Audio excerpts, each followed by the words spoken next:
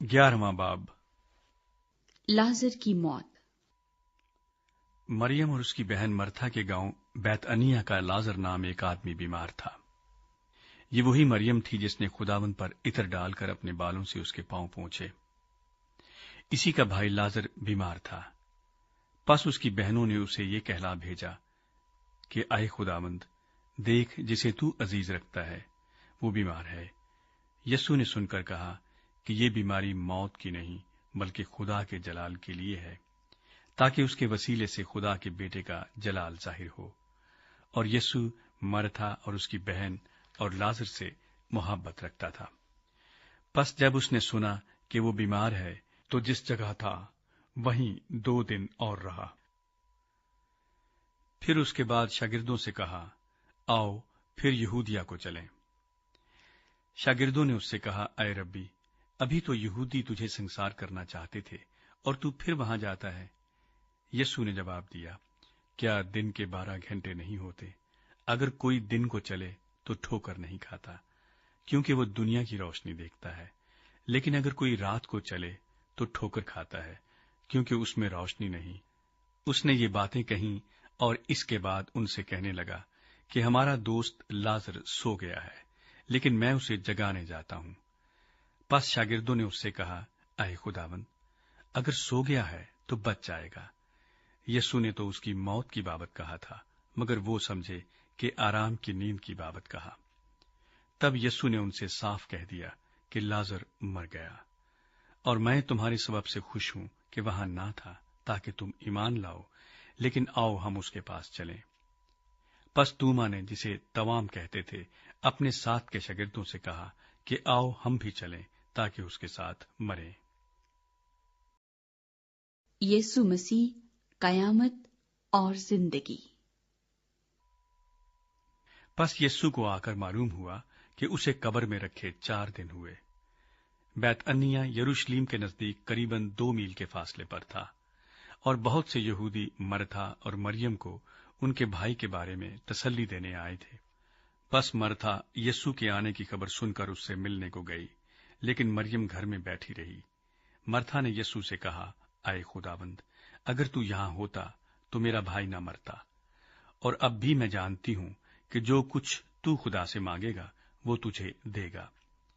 यस्सु ने उससे कहा, तेरा भाई जी उठेगा। मरथा ने उससे कहा, मैं जानती हूं कि कयामत में आखिरी दिन जी उठेगा। यस्सु ने उससे कहा, कयामत और जिंदगी तो मैं हूं। जो मुझ पर ईमान लाता है, गो वो मर जाए तो भी जिंदा रहेगा। और जो कोई जिंदा है और मुझ पर ईमान लाता है, वो अब तक कभी न मरेगा। क्या तू इस पर ईमान रखती है? उसने उससे कहा, हां ऐ खुदावंद, मैं ईमान ला चुकी हूं कि खुदा का बेटा मसीह जो दुनिया में आने वाला था तू ही है। यीशु मसीह के आंसू। ये कहकर वो चली गई और चुपके से अपनी बहन मरियम को बुलाकर कहा कि उस्ताद यही है और तुझे बुलाता है। वो सुनते ही जल्द उठकर उसके पास आई। यस्सु अभी गांव में नहीं पहुंचा था, बल्कि उसी जगह था जहां मरथा उससे मिली थी। पस जो यहूदी घर में उसके पास थे और उसे तसल्ली दे रहे थे, ये देखकर कि मरियम जल्द उठकर बाहर गई, इस ख्याल से उसके पीछे हो लिए कि वो कब्र पर रोने जाती है। जब मरियम उस जगह पहुंची जहां यस्सु था और उसे देखा, तो उसके कदमों पर गिरकर उससे कहा, ऐ खुदावंद, अगर तू यहां होता तो मेरा भाई ना मरता।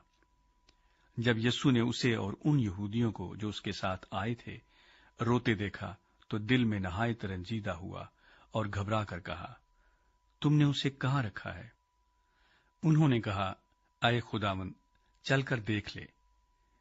यस्सु के आंसू बहने लगे।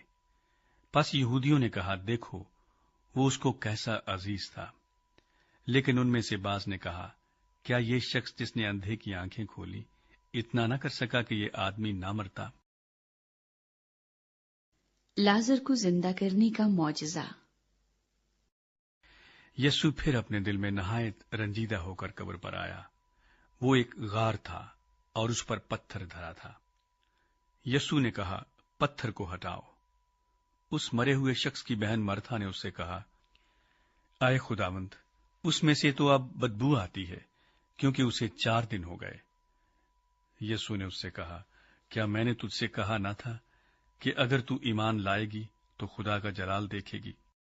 बस उन्होंने उस पत्थर को हटा दिया।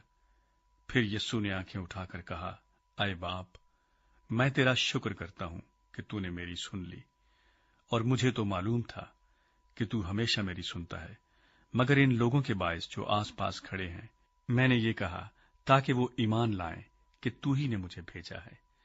और ये कहकर उसने बुलंद आवाज से पुकारा कि आए लाजर निकल आ। जो मर गया था वो कफन से हाथ पांव बंधे हुए निकल आया, और उसका चेहरा रुमाल से लिपटा हुआ था। यीशु ने उनसे कहा, उसे खोलकर जाने दो। यीशु मसीह के खिलाफ साजिश। बस बहुतेरे यहूदी जो मरियम के पास आए थे और जिन्होंने यीशु का ये काम देखा उस पर ईमान लाए, मगर उनमें से बाज ने फरीसियों के पास जाकर उन्हें यीशु के कामों की खबर दी। बस सरदार काहिनों और फरीसियों ने सदर अदालत के लोगों को जमा करके कहा, हम करते क्या हैं? ये आदमी तो बहुत मोज़े दिखाता है। अगर हम उसे यूं ही छोड़ दें तो सब उस पर ईमान ले आएंगे, और रूमी आकर हमारी जगह और कौम दोनों पर कब्जा कर लेंगे। और उनमें से कायफा नाम एक शख्स ने, जो उस साल सरदार काहिन था, उनसे कहा, तुम कुछ नहीं जानते और ना सोचते हो कि तुम्हारे लिए यही बेहतर है कि एक आदमी उम्मत के वास्ते मरे, ना कि सारी कौम हलाक हो। मगर उसने ये अपनी तरफ से नहीं कहा, बल्कि उस साल सरदार काहिन होकर नबूवत की कि यीशु उस कौम के वास्ते मरेगा, और ना सिर्फ उस कौम के वास्ते बल्कि इस वास्ते भी कि खुदा के परागंदा फरजंदों को जमा करके एक कर दे। बस वो उसी रोज से उसे कत्ल करने का मशवरा करने लगे। बस उस वक्त से यीशु यहूदियों में एलानिया नहीं फिरा, बल्कि वहां से जंगल के नजदीक के इलाके में इफ्राइम नाम एक शहर को चला गया और अपने शागिर्दों के साथ वहीं रहने लगा। और यहूदियों की ईद फसा नजदीक थी, और बहुत लोग फसा से पहले देहात से यरूशलेम को गए ताकि अपने आप को पाक करें। बस वो यीशु को ढूंढने और हैकल में खड़े होकर आपस में कहने लगे कि तुम्हारा क्या ख्याल है, क्या वो ईद में नहीं आएगा? और सरदार काहिनों और फरीसियों ने हुक्म दे रखा था कि अगर किसी को मालूम हो कि वो कहाँ है तो इतला दे ताकि उसे पकड़ लें।